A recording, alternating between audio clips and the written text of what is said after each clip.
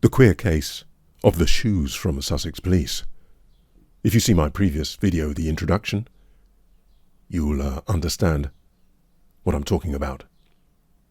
I got a number of shoes second-hand from this gentleman, and these were the first that caught my eye because of the colour, oxblood or burgundy. They are Crockett Jones, and they are the model Thierry, and as you can see, they are a semi-brogue derby.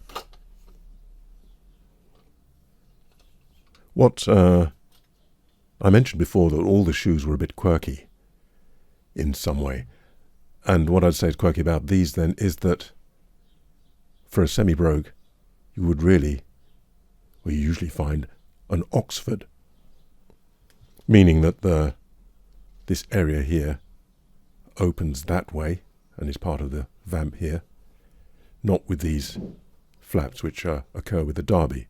So that's a bit unusual, and some people find it off balance. Additionally, it's only a 3-tie, so with a derby, this sort of swept back thing, derbies are usually more like that. So this kind of heads towards an Oxford, if you will, from this being swept back there. It leaves quite a lot of area here in the vamp before the toe cap. The construction is quite light, as you can see, and again you do get derbies which are light, but again that's more, it looks a bit more like an Oxford construction, maybe. The leather is Handgrade, and that tends to feel, I've got a few Handgrade shoes, it tends to feel it's buttery, but it's quite thick at the same time.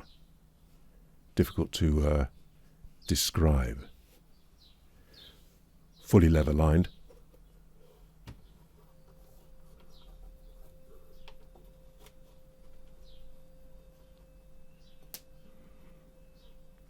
As you can see, with a nice, I think it's nice anyway, contrasting leather colour there.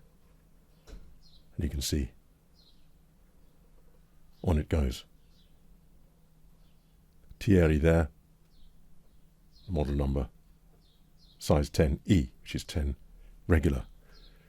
If I turn them over, you can see it's an oak bark tanned sole with a concealed channel, and where it's wearing away, you can see the stitching. Obviously that's bound to happen. This has just been replaced over the road. If you see my other videos, I was keen on sending them back to Crockett Jones. What happened here, they weren't very worn at all.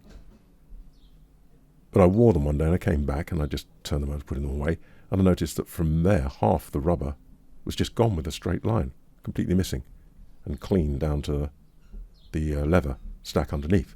Luckily I hadn't worn into the leather stack, because then you have to start replacing that. And lo and behold, when I looked at the other shoe, it was exactly the same.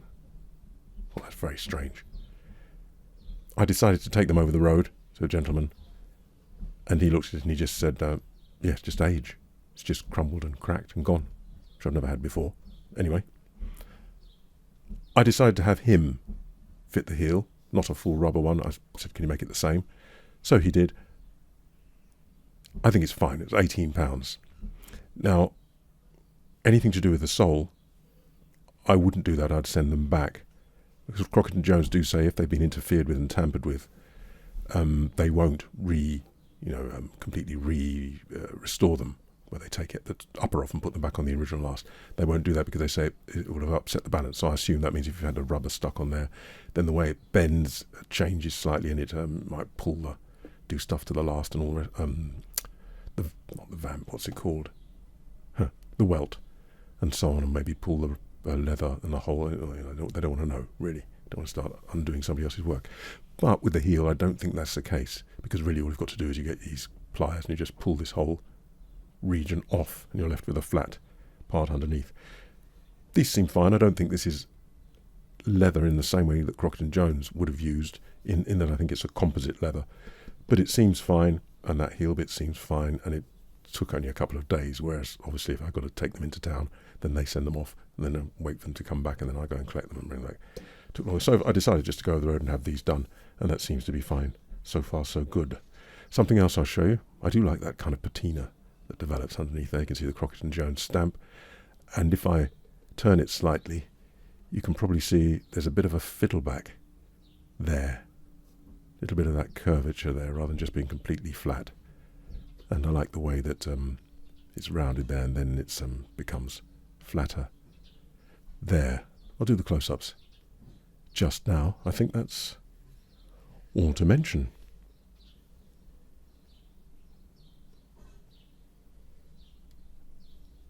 Oh, one more thing.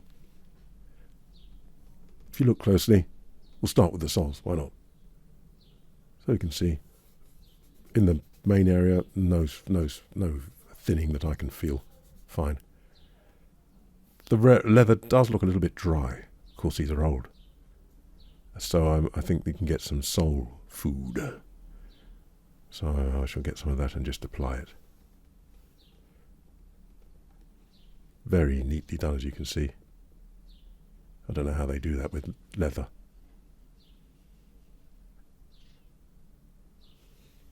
Stitching is very consistent. You can see the kind of hand grade where it's kind of soft, the creasing there. It's not heading towards cracking. It's very skin-like, a bit like my skin, a bit wrinkled.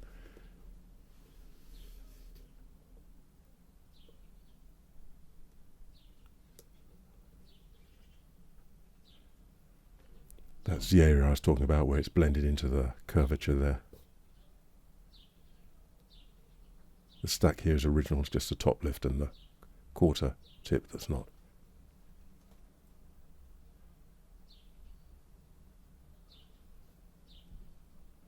Very well made.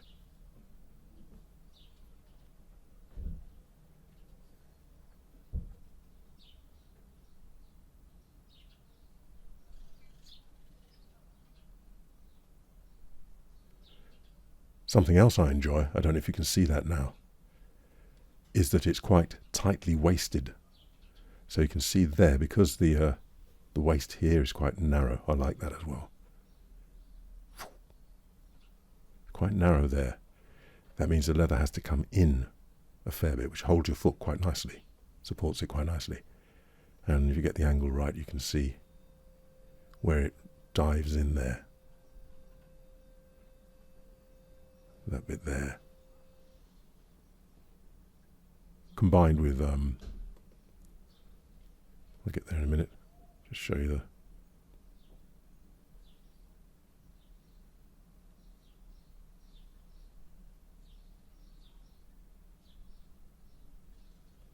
the long sweeping vamp there.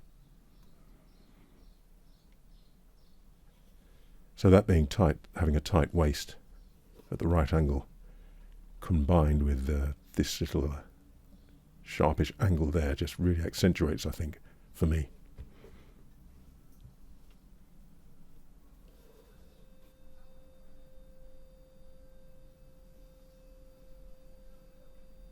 Almost dainty, I would say.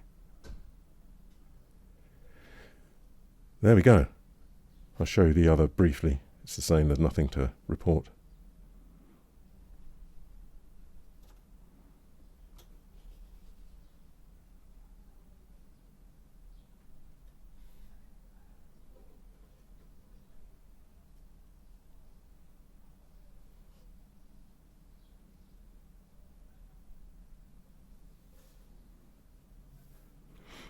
There you have it. One additional thing, I would say, is that with black shoes are okay. I haven't got that many. Reason being is that they don't really patina. Well, they kind of do, but not much. You can't really see it. With brown shoes, these, let me show you if there's any evidence of it.